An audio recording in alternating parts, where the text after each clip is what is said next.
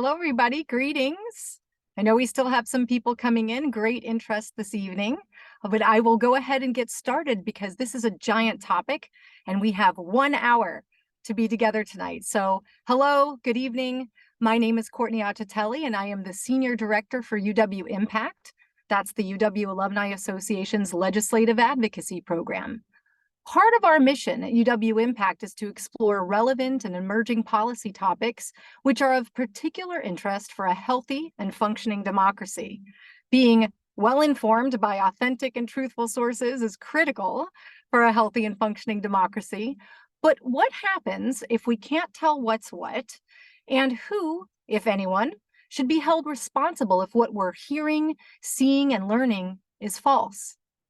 This is part of what we'll be exploring tonight, and here's what we have in store for you in the next hour. I am pleased to be here with Ryan Calo, a professor in both the UW School of Law and in the Information School, and an adjunct instructor in the Allen School of Computer Science and Engineering. Professor Calo will walk us through an introduction of what the law can and can't do about AI and misinformation.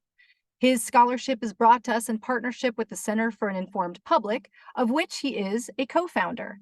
For those of you who may be unfamiliar, the Center for an Informed Public is an interdisciplinary effort at the University of Washington led by the Information School, Human-Centered Design and Engineering, and the School of Law, with collaboration from numerous other university and community partners.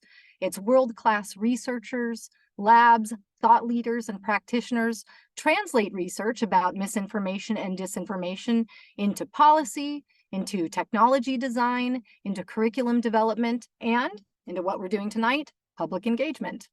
Professor Calo's research on the intersection of law and emerging technology appears in leading law reviews and technical publications and is frequently referenced in the national media. You may have noticed his name in, I think it was Monday's Washington Post. His work has been translated into at least 4 languages. He has testified 3 times before the US Senate. He has organized events on behalf of the National Science Foundation, the National Academy of Sciences, and the Obama White House. Yet, with all of this expertise, Ryan, as he has asked me to call him, has promised to do his best to bring it to us layperson style. For those of us, me included, who maybe don't know what we don't know about AI and misinformation. So in preparation for today, we offered you, our audience, the opportunity to submit questions in advance. And more than 50 of you took us up on that. We had plenty of questions. And Ryan has shaped today's talk around the themes that emerged from your most likely human-generated submissions. So we will also have the opportunity for you to ask additional questions during and following the presentation. Use that Q&A button at the bottom of your screen and submit those at any time, and we will get to as many as time allows. So without further ado, I am pleased to welcome Professor Ryan Calo to share his expertise on this fascinating, complex, and evolving topic. Thank you. Thanks so much, Courtney. I'm gonna share my screen here. Let me see if this works. I think it does. Great. Okay, so this is going to be a conversation around misinformation, AI, and the law. And so, again, as Courtney says, I'm going to assume that you know something about this topic, but perhaps not everything, and try to build up from basics. And the first actually is I want to talk a bit about what misinformation actually refers to. So misinformation is an umbrella term that we tend to use for all kinds of different examples of falsity online, but there is a distinction, and at the center we draw one. Indeed, we have a paper on this in Science Advances. So misinformation refers to usually like a discrete or standalone falsity that a person may share innocently and not understand that it's wrong, or they might be a little more malicious. But typically it's just a standalone instance of misinformation that misleads people. A lot of my examples tonight are going to involve misinformation. But I want to just draw a distinction in your mind between misinformation on the one hand and disinformation on the other. Disinformation is a strategy. It's a purposive campaign to try to either get you to believe something that's wrong, or get you to stop caring or stop knowing what's right or wrong. And the thing about disinformation is it's not like a single picture or a lie or something misleading on its own. It's part of a strategy. It's part of a strategic campaign. And so often disinformation campaigns will contain kernels of truth, opinion, and they're importantly for our purposes very much strategic. And so I'll draw that distinction a few times tonight. The second thing I think we should do is just talk about what is artificial intelligence. And there's lots of different definitions out there. You may be aware that artificial intelligence is not like a thing. It's not like a car or a train or even a train system. I like to define artificial intelligence as a set of techniques that are aimed at approximating some aspect of human or animal cognition using machines. And there are a lot of different techniques out there, from symbolic logic to reinforcement learning. But the one that we're talking about the most these days seems to be so-called deep learning. And indeed, very specifically, we're talking about something that's called generative AI. So what is generative AI? Well, simply put, generative AI is AI that generates something likely original. And so the aspect of cognition that generative AI is trying to approximate is basically creativity, which the systems do typically by guessing what would be the next word or pixel or note. My colleagues like to say that ChatGPT, is basically just autocomplete that had a lot of coffee. In other words, it's just trying to guess what's next, and in doing so can produce some rather amazing results. And so maybe generative AI is generating a picture, maybe it's music, or maybe it's some long prose. That's all that's meant. But I do want to talk a little more technically about a very specific technique that is used to produce one of the aspects of misinformation that a lot of us are the most worried about. And that is GANs, or generative adversarial networks, that are used to produce deepfakes. Okay? GANs are super interesting. The G in GANs is just generative, and the N at the end is just a network, like a neural network. But the A is really interesting. The A is for adversarial. These systems are so interesting because they have on the two systems inside of them that work together, or maybe actually don't work together. The idea is that one system is creating plausible looking video of, I don't know, Tom Hanks or Tom Cruise or somebody, and showing it to the other system. So you have on the one hand, so on the right of our screens, you have the creative AI who's generating it all. And then on the left side, you have the skeptic. The second system's job is to look closely at what the first system generated and figure out whether it's real. So the first system keeps showing the second system, hey, does this look real to you? Does this look real to you? And the second system goes, no, that's obviously fake. It's obviously fake. Until finally the second system is fooled and it lets it out the door. And so these two systems working together are how deepfakes are getting better and better and better. But ultimately what we see is that you can use artificial intelligence to take even one still and generate an arbitrary set of actions, emotions, expressions, and you can do that not just with video, but also with audio and other things as well. So with that little primer out of the way, I want to talk about some of the problems we can get into when you have artificial intelligence that's generating speech. One of them is pretty simple and not so new. So those of you who follow this space may remember a bunch of years ago now that Microsoft put out a system called Tay on Twitter.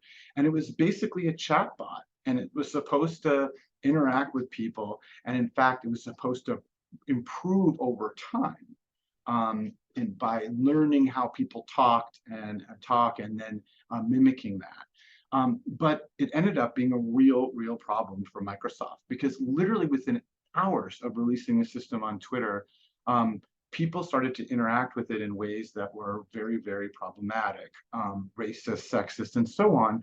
And the system didn't know any better, I suppose, and Microsoft had not put on adequate guardrails, in my view. And then all of a sudden, Tay started to say things that were really a problem, and really amounted to hate speech. And they quickly took the chatbot down. And so this is a situation where you have a generative system that's behaving in a way that's emergent, and that the designers did not anticipate in advance. But again, at this point, this example is years old. More recent examples include the generation, start to finish, of plausible text. Okay, this is the thing that's supposed to replace journalists, replace professors like me, replace you, whatever it is you do. You know, this is the magical thing that's supposed to happen: the ability to just arbitrarily write something plausible. But the problem there is not so much that necessarily it will say things that are hateful or be possible to turn into something bad, because it's trained on enormous models that have billions and billions and billions of data points. So it's not quite so easy to manipulate. That said, chat, for example, ChatGPT, it is optimized not for accuracy, but for plausibility. Right? It's like it just wants to sound plausible. It doesn't care if it's accurate. It's sort of like what my friend's partner would say about him. She'd say, he's often wrong, but seldom in doubt. It just confidently says things that are not true. So I have a Google News alert on my name because I'm vain. And a few months ago, it sent me this article that you have in front of you, apparently picking up on the Indian Express. And it's this thing under technology news. And I'm reading through it, trying to figure out why I'm in this article, because it's about a Senate subcommittee within judiciary talking about chat. So it turns out that it's telling the story about this hearing that's happening the next week, and saying who's testifying. CEO of OpenAI, Sam Altman, a very high up person, Christina Montgomery at IBM, and me. Now, I've testified before the Senate before, and I would love to do so again if the senators would have me, but I had no plans to be in DC, and no one said anything to me. And what I eventually figured out after my blood pressure came down was that, ironically, this coverage of a hearing about the dangers of chat was written by chat. And it had just, and when I went back and looked at the original language, it had just picked up on the fact that there was going to be a hearing, and that it was going to be Sam Altman and someone from IBM and a professor. And the system decided that I was the professor. This is what we call in the AI space as a hallucination. And these things can be, funny and scare a professor for a second or whatever they might be, but they also had profound consequences in other settings. For example, a law firm in New York and a couple of partners at that law firm were sanctioned by the court, by a federal district court, because they actually filed research in a pleading. Like, they put an official court document into the system in a brief that cited to court cases that did not exist. These lawyers went into chat, or they went into ChatGPT, and they were looking for support for whatever proposition of law they wanted, and the system just confidently told them, oh, here's the case you want. It's perfect for you, except for the fact that it does not exist. So let's talk about this in the context specifically of misinformation. So something that you learn as a misinformation researcher is there's like a lot of common things that happen again and again. And one of my favorites, let's say, is that every time there's a flood, and I mean every time there's a flood in a city, there is somebody's going to go ahead and Photoshop a shark into the water. You know what I mean? Every time. Like, it's just not without fail. It's just too good an opportunity, I guess, for trolls to pass up. And so you see this again and again. Every time that I see a flood, I know I'm going to see images from the flood, and I know I'm going to see a shark in there. There was actually a shark one time, I'm told, but usually it's not. And so these are just done with simple Photoshop. They're problematic enough; they might frighten people, but you can sort of learn to know that they're made up. What generative AI does is allows you to create whole worlds, in the sense of like allow you to take things from multiple perspectives, allow you to integrate real things together with fake things, really to kind of create your own little universe that is far more difficult to discern and disentangle than simply photoshopping a fin or a shark into the water. And one of my favorite examples of that, of course, is the Pope, who was this very viral. This is one of the most shared pictures on the internet in recent memory. I think after Donald Trump's mugshot, this is the most shared. But anyway, it makes it look like the Pope is wearing this highly fashionable outfit, and it just looks very, very plausible. And people were taken in, including myself. I mean, I myself, a researcher of misinformation, must have shared this with like 5 people before someone told me this isn't real. And maybe so what? It's goofy. You momentarily think that the Pope is more fashionable than he is, but you know, it can be quite problematic. Just ask, for example, Tom Hanks, who ended up having to take to Instagram and social media to explain to people that some video advertising a dental plan was not him, but rather using an unsanctioned AI version of him. And so his rights to publicity were being violated because someone was able to make a likeness of Tom Hanks, and he had to respond to it. But I'll tell you what I really worry about. What I really worry about is this. So this is an AI-generated image of a bomb going off near the Pentagon. And given America's history with an attack on this particular location, among other things, the availability of this widely shared picture caused a panic. In fact, it caused the stock market to temporarily crash, to go down hundreds of points due to the perception that there had been another attack. But it wasn't true. It's just made by deep fakes. It's made up. And so, you know, this kind of thing, you know, really does concern me, because this was a single instance, but you could imagine how through multi-channels, some video, some still pictures, some audio, some just sort of generated comments, that a carefully calibrated disinformation campaign could make this belief persist. You know, if Americans of decades ago, some got confused about the fact that War of the Worlds was real and aliens were coming to land on Earth, then you can imagine how through the use of these kinds of tools, you could fool a whole lot of people and scare them quite badly. Something that I personally study that I think we're gonna see more and more of, but I kind of want to preview the future for you a little bit here, is the idea not just that AI can generate you know, arbitrary human-looking text or images or sounds, but that actually we as people tend to be hardwired to react to anthropomorphic technology like AI as though it were really social, even when we know that it's not real. If it interacts with us in a way that feels social to us, you know, we develop an attachment. So why does that matter? It matters because companies and others are beginning to leverage it and take advantage of it. This is actually a screenshot that I've changed a little bit from a case study by Claire Boine, Boine, for MIT on Replica. And what Replica does is it creates an avatar of a fake person, and then you get to text with that avatar, and it has various settings.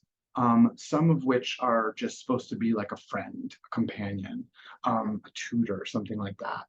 But it also has a setting for intimacy where you can have a virtual intimate partner.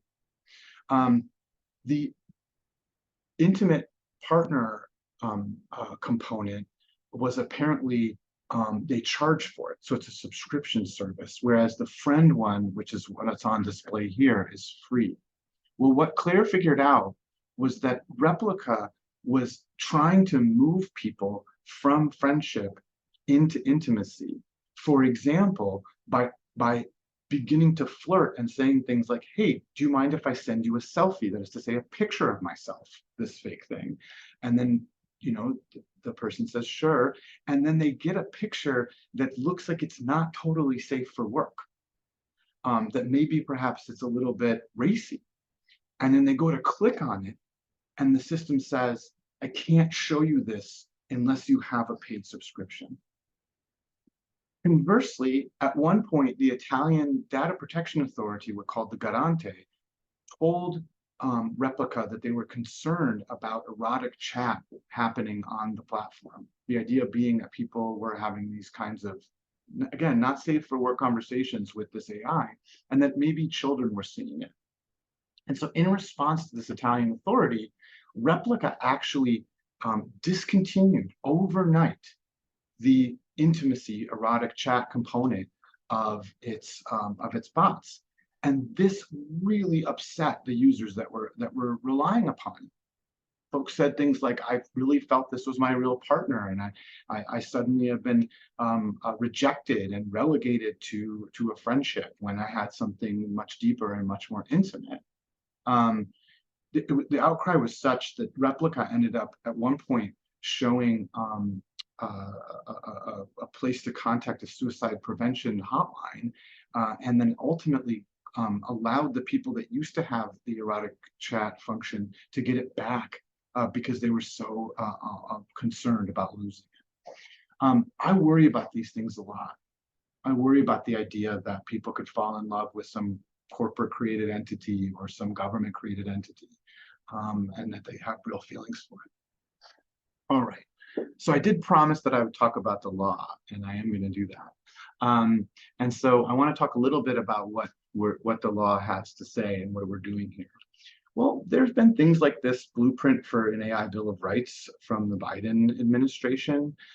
This lays out some of the expectations we might have of the use of AI in the United States, such as that it not displace labor in a way that was too disorienting and too fast, that it be safe, that it respect privacy, that it not be overly biased, that respect civil rights and things like that. And more recently, in fact, just very recently on Halloween, the Biden administration released a lengthy executive order outlining all the ways that they had expectations for what AI would look like, including relying upon the Defense Production Act, which said that if you created AI that was relevant to the national defense, that you had to submit certain reports about its safety and efficacy and so on. And so, this is about the most that the Biden administration can do without the help of Congress, but it also called upon Congress to pass legislation. I should say that, well, the media and others were talking about this as being like the first ever executive order on this front. It really wasn't. There was one under the Trump administration. And indeed, right here at the University of Washington, we hosted the inaugural Obama White House artificial intelligence workshop on law and policy here in Seattle. A lot of what you see today is existing agencies that have responsibility for existing laws. And they're reminding everybody, hey, just because something happens with AI doesn't mean you can get away with it. It's still illegal. And so you see these statements, for example, by a bunch of the major enforcement agencies, the Federal Trade Commission, the Equal Opportunity Employment Commission, the Federal Trade Commission, just reminding everybody, hey, if you do things like discriminate that are already illegal using automated systems, we're noticing that, we're gonna come after you. One example is a staff person high up at the Federal Trade Commission, reminding you that if you overclaim about AI, then that's the same as being deceptive. So a lot of what we have today is not federal legislation, but attention by federal agencies who are looking to invoke their current authority in order to pursue the harms that they perceive coming out of artificial intelligence. Another set of actors that are getting into this space are the states. And so a colleague and I wrote a paper about California's bot disclosure law, which requires that if you have an automated account that is trying to sell something or trying to affect an election, then it required in California law that it identified itself as real.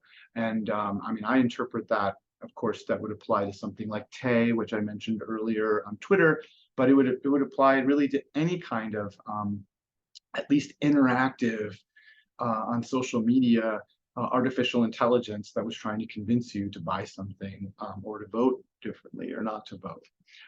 So, the states are getting in on it. The state of Washington has a new pioneering deepfakes law that applies to deepfakes during elections, and it basically makes it unlawful for a campaign to depict a political opponent doing something or saying something that they didn't.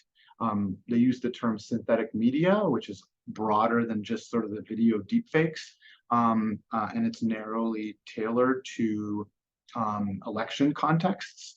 But it's a powerful thing. It actually gives you the aggrieved politician who's been faked. It gives them a cause of action against the faker. And then, of course, other jurisdictions outside of the United States have gone much, much further. And I don't have time for a tour of all the different AI approaches, but I'll just share with you that Europe has a comprehensive bill that is moving through its system, the AI Act, that would separate artificial intelligence into different tiers depending on how risky it was. So it's a risk-based model. And if something that you're doing is really a problem, it could be banned. And if something that you're doing is maybe dangerous, then it could have an elevated set of requirements. Whereas if it's just spell check, maybe they don't look too seriously at it. But the point is, it is a comprehensive act that were to go into effect would apply across Europe. And due to something that we like to call the Brussels effect in technology policy, it would probably affect the United States too, because our companies would comply with it so as not to have two different systems, one that was EU compliant and one that was US compliant. Of course, jurisdictions can go further still. For example, you could arrest somebody because they generated fake news with ChatGPT.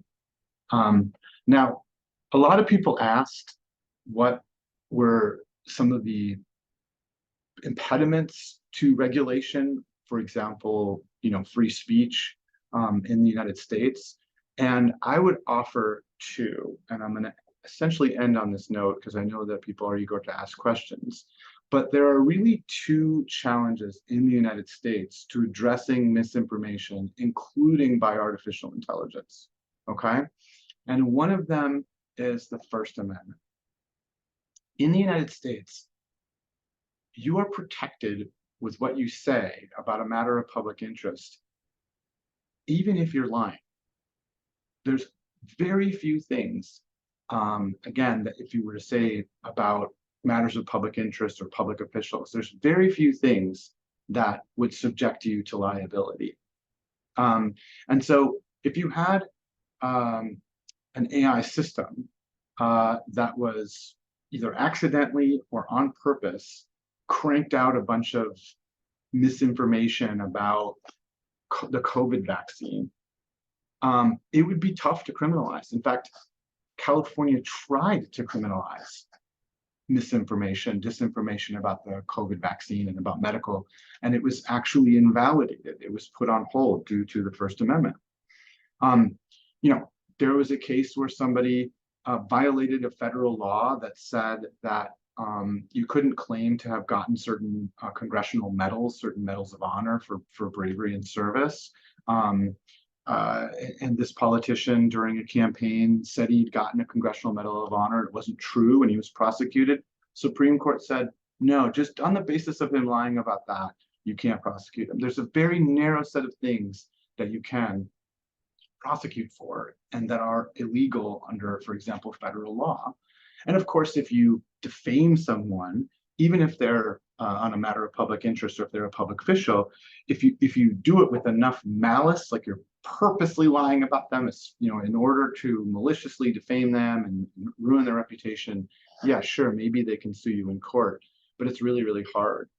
And the second thing, and this one is super interesting too from an AI perspective, is a Section 230. So this is a law that, roughly speaking, immunizes platforms like Meta or Google, YouTube, TikTok, for the things that users post there. So if people are posting things that are deep fakes or misinformation on social media, you have to go after them one by one, each poster. You can't go after the platform as a whole. You can't go after Meta because people are sharing misinformation about COVID there, unless it falls into some narrow exceptions to the law. But an interesting question that's not been fully tested is, what if you use a system like ChatGPT and it comes up with something that's problematic, that's tortious, meaning that you can sue over in tort, or that violates the few things that you can make criminal under and consistent with free speech? Is OpenAI, or in the case of Bing, Google, in the case of Bard, Google, or in the case of whatever, are those companies liable for the stuff that's generated by these systems? Or are they too protected by Section 230 because ultimately you have to come to these systems with a prompt? You got to ask it to do something for you, so they're going to argue that it's just a tool. I will say that as the earlier essay that I showed before about the California Bot Disclosure Act talks about, there are some very interesting ongoing conversations about whether or not AI speech, where AI just says things that it makes up, will be protected under the First Amendment, and to what extent. But most of the analyses I've seen have suggested that yes, indeed, we do protect artificially intelligent generated content, in part because the First Amendment cares almost as much about our right to listen to information than it does about the right to speech. Okay, well, I know you have lots of questions for me, and I've gone on for some time, but I'm eager to have a discussion, and I appreciate your time tonight. Thanks again. Thank you very much. I appreciate this. So we do have plenty of questions. One is easy, and one of the questions was, will this be recorded? The answer is yes. We hope to get it up there within about a week or so. One of the questions that folks have been asking is about lawmakers. How can we keep lawmakers informed about advancing AI so meaningful policy can be created before issues develop? And that's a great question, because this is a complicated topic for anyone. Most lawmakers are lay people and not experts in this. How would you recommend, if meaningful legislation is going to develop, how would you recommend that lawmakers keep themselves up to date on the latest information about it? Well, that's a great question. So lawmakers do have some tools, like they can bring in experts, they can have hearings and the like, in order to learn more about something like generative AI. But I and many others have observed that there's a real disconnect, a real asymmetry between the knowledge about these systems in government and the people in industry and in academia. Right, and so it's a legitimate challenge to add technical expertise throughout the government. I firmly believe that what we should do first, like this is like the first thing I would do, because AI is not a thing you can regulate. It's a set of techniques. It would be like trying to regulate math or something. It's not a thing you can regulate, but you can improve the ecosystem by, for example, making sure that the policymakers who are making these decisions are well informed. And so I think the first thing we ought to do is to refund the Office of Technology Assessment. The Office of Technology Assessment, which alongside the OSTP, the Office of Science, Technology, Policy in the White House, was created in the 70s when folks were, then as now, worried about the power of technology. They're worried about nuclear power, they're worried about genetic modification, and among other things. And they created the OTA, the Office of Technology Assessment, in order to help Congress make wiser decisions about technology. And they would look at technologies and they'd talk about where they were going, and they would help the members of Congress, Senate, and the House make better decisions. But that body was defunded in the so-called Gingrich Revolution in the 1990s and has never been refunded. So if I could wave a magic wand in order to improve the tech policy ecosystem for generative AI and misinformation and a number of other things, literally the first thing I would do is refund the Office of Technology Assessment. Which seems like a real tangible thing that might be able to happen. But, one of the, we have a lot of folks asking questions about whether or not the EU's plan that you had shown earlier is actually going to work. Like, what do you think the efficacy of that is? Is it something that we might be able to see and take that as national legislation for ourselves? Or do you think the answer is going to be at the state level? That's a very good question. I think it has pretty good odds of actually being implemented. You know what I mean? If that's the question, I think a lot of the legislation that you see today in Congress that members introduce, it's not going to necessarily go anywhere. Whether it'll be effective is an interesting question. I mean, I also work on the area of privacy law, and one of the criticisms of European approaches to privacy regulation, what they call data protection, is that while it's comprehensive and it requires there to be data protection authorities and it has all these requirements, that the enforcement is pretty anemic and selective. That is to say, somehow a lot of folks are getting away with things. And so I don't know whether that would also be true here or not. But the basic structure is wise enough. I mean, they put AI into different categories, not based on how it works, but based on what it does. And so if the AI is doing things that we're worried about, like very worried about, I don't know, trying to manipulate people using their emotions, like I was saying before, that might be in a high risk category. Interestingly, things like driverless cars that might have a safety ramification to them is in the middle tier category. And then there are things that are safe. So it's not an unwise thing. It's just that it's not really part of the American rule of law DNA to create comprehensive omnibus legislation around something like AI. We just don't really do it. And so I think it's more plausible that, in each individual sector, agencies will promulgate rules, but there'll be different rules at the FDA, the SEC, whatever it happens to be. You'll get some state laws depending on what the constituents care about. And maybe there'll be some very specific things that are done, but I don't see us following the European model. It's a complex, it sounds like a complex topic when you get into how the how the cybercrime, I guess, some of the folks want to know about, is there going to be something that the US can do to have in place to deal with AI assisted cybercrime? Is that included in the EU's? What do we see there?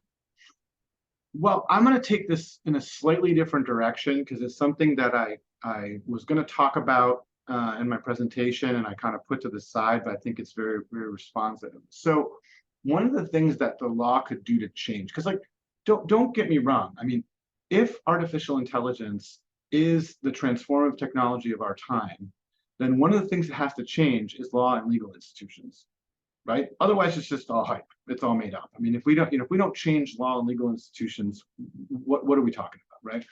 So one of the things I think needs to change is actually the very nature of certain core concepts such as privacy and security. Okay, privacy, because AI is really, really good at spotting patterns. Even the generative AI stuff is really a lot about sort of spotting a pattern and guessing the next thing. And one of the things I worry about a lot is the fact that we as individuals and groups might be putting out information into the world that we think is innocuous and doesn't say anything too exciting about us. But because of the capability of AI to spot patterns, all of a sudden we're telegraphing intimate secrets. So what I like to say is that artificial intelligence is increasingly able to derive the intimate from the available. And the reason that matters, legally speaking, is because so many laws draw a distinction between sensitive and non-sensitive information, or public and private information, or personal and non-personal. And those categories are being broken down as we speak by the powers of this technology. Security, because historically, since the 1980s, when Congress passed the Computer Fraud and Abuse Act, by the way, in response to the movie War Games, and that's not a joke, like Matthew Broderick's like, that's literally why they passed the Computer Fraud and Abuse Act, because they're worried about Matthew Broderick breaking into a nuclear computer. But anyway, it defined long ago the idea of hacking as breaking into a computer system, like by bypassing the security, unauthorized access, and then doing something nefarious. But these days, AI systems they can be broken into in the traditional way, but as we see with the Tay example, they can also be manipulated and tricked. For example, our colleagues here at the University of Washington showed that you can cause a driverless car to perceive a stop sign as a speed sign just by adding a sticker to it that you and I wouldn't notice as being anomalous, but to the system, suddenly it looks like a speed sign, right? And so we need to think about whether our definitions of security, which are premised upon breaking into things, are adequate in light of the facts that you can now not only hack things, but also trick them. And so there's lots of examples like this where the law is just making bad assumptions, and they need to be updated. So we have some questions here around copyright infringement and plagiarism. When folks use AI, they don't necessarily know where that source material is. AI is generating it probably from many different sources. If generative AI is not yet held to legal standards, how do we protect intellectual property with or without copyrights? Yeah, so there is a very interesting academic and increasingly not just academic, but actual litigation around the idea that the training data that goes into generative AI would be subject to protection. So if you imagine, for example, some kind of AI system that like lets you play in the style of Jimi Hendrix, maybe what you output is nothing that Jimi Hendrix ever played, right? But the reason it's playing in the style is because it's trained on all of Jimi Hendrix's prior guitar work or prior music. And the question is whether that training constitutes a violation of copyright, right? Then there's a separate question about whether or not you could actually patent or copyright something that an AI created. So if you use an AI system and it generated some idea for an invention or created some original work, what are the conditions of copyright for it? And people have analogized, for example, to you remember that monkey that stole the photographer's camera in the zoo and took photos of itself? And there's these iconic photos of a monkey that took, whether or not the copyright in that in those photographs resides in the monkey or in the photographer who owned the camera. So yeah, these are live questions that are currently being discussed, and I think the success of some of the outputs of generative AI have really put a fine point on this. Like, for example, an AI generated photograph that won a competition, like a major photography competition, or a song that made it to the charts. These kinds of things are once people realize that there's real money on the line. And my understanding, though I don't know the industry that well, is that part of the reason for the most recent writing strike and the conflicts between writers and creators in Hollywood and management and studios was around this question of who benefits from AI generated work. Is there any way to estimate how much misinformation is AI generated right now that's out in the world? Is there any science on that that you know of? People are studying all kinds of things, in terms of trying to estimate, how much traffic is automated, bots. There's a real disagreement about whether the methodologies that are employed are accurate or not. I think, though, by any estimate, we know that there's a ton of automated content on the internet, and that social media is suffused with lousy with bots, right? Even if you don't believe some of the representations of the biggest critics, we know there's a lot of it. You know, I think one of the challenges we have is that it's very hard to fight fire with fire here. So you would think, I just said that, look, AI is super good at detecting patterns. Like, why couldn't AI be used to see where AI is being used, right? And the problem goes back to that thing I said about generative adversarial networks. Because if you have two systems, one of which is generating stuff and the other one is BS detector, trying to figure out whether it's real, the better you make that BS detector, right, the better the end product's going to be. And so if there were some way to detect deepfakes or to detect misinformation, and it were published somehow, then you would think that the people that are invested in creating misinformation, disinformation, would simply fold it into their system. And so it's kind of like a cat and mouse game, right? But like the mice are made out of cats. It's very, very difficult for us to use AI tools to catch other AI. And as a consequence, it's very difficult for us to estimate precisely what is automated and what is fake and what is real.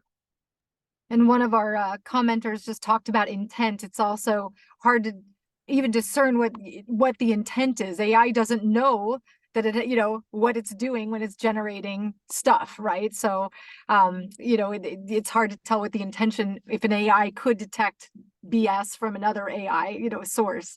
Can you discuss liability issues for startups or venture capital investors that are building and maybe utilizing risky AI models? Yeah, I mean, so at not being a practicing attorney, right? I mean, I can just talk at a general level. I mean, the kinds of things that I'm worried about as a startup are, how do I comply with what's coming around the corner, right? Because at present there's not much governing you. I mean, again, if you're doing things you shouldn't be doing anyway, and you're using AI to do it, well, as we talked about, the agencies are paying attention to that, right? But there's just not much legislation currently on point. Yet there's a lot around the corner, right? And so there is talk of reforming that rule, Section 230, that would immunize platforms for what users do on the platforms. There is a Digital Service Act, which affects social media liability percolating and coming around the corner. Not unlike the AI Act, this one's really coming for sure. There is a lot of new state privacy laws. One of the ones that trips up startups that have any kind of data related to like biometrics is the Illinois biometrics law, for example. But so I think it's an exercise in kind of watching the field and seeing what's coming around the corner and making sure that you're prepared for change. I think that's the biggest challenge, because not a lot regulates it at present. One question we have here, and I think this is a privacy question, but I'm not positive, is, are human to machine conversations by voice protected by law the same as human to human conversations? I don't think that's a 1A question. I think it's a privacy question, but I'm not sure. Well, it's kind of a fascinating question. I mean, so there are these privacy laws that are like wiretap laws, right? And states have different laws, and some states require two-party consent, and other states require only one-party consent. You know, and so what's interesting to think about is if there's a machine-to-person voice interaction that somebody wants to record, you know what I mean? Can the AI be a party for purposes of wiretap things? A lot of law and technology scholarship and analysis, basically takes the way that technology changes human affordances, what our capabilities are, what we can do and not do, and then asks what assumptions of law and policy no longer obtain, right? And so my discussion about privacy, where you can infer sensitive information from non-sensitive information, means that assumption that non-sensitive and sensitive are meaningful categories breaks down, or the assumption that you're secure as a system so long as nobody can break into it. Here we'd have to ask questions about how do we count the machine on the other side in terms of giving consent for wiretap law, for example. I think we have time for one more question, and this one was a kind of a light-spirited question that was sent here, which is, what is your Truman Show? And that is a Gen X reference for folks that may not know what the Truman Show is. I think it was a movie with Jim Carrey that was about basically being on a big set, right? And all generated, not real. What is your Truman Show is the question. Yeah, no, that's a very interesting question. Look, I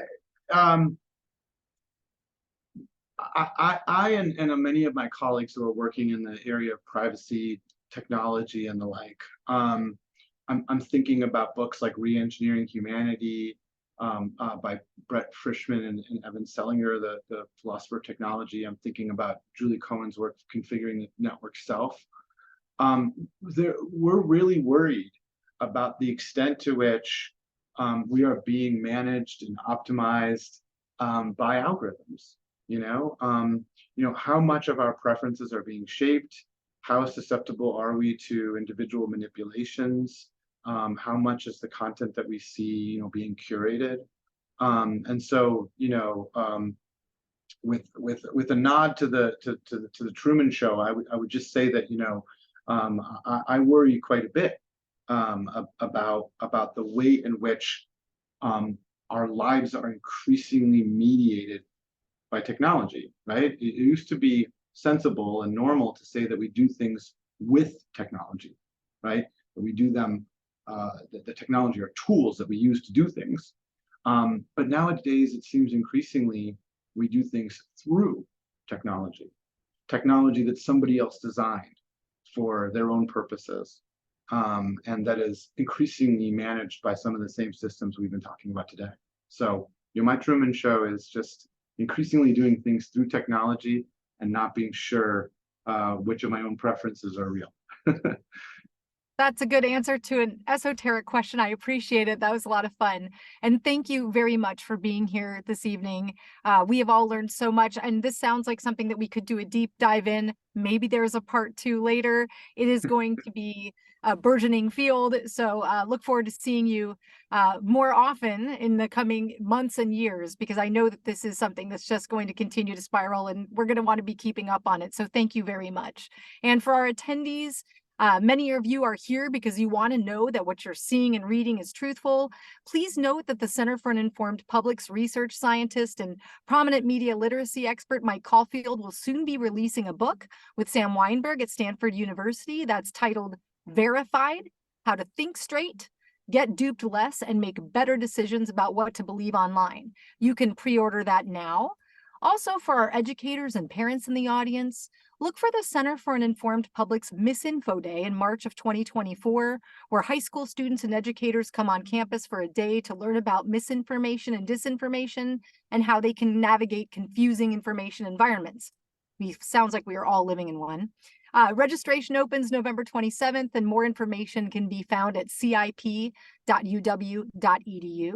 And finally, for you political wonks, I hope you will learn more about civic engagement and grassroots advocacy for higher education through UW Impact, our Alumni Association's legislative advocacy program. You can find us at uwimpact.org. Have a good evening, everybody.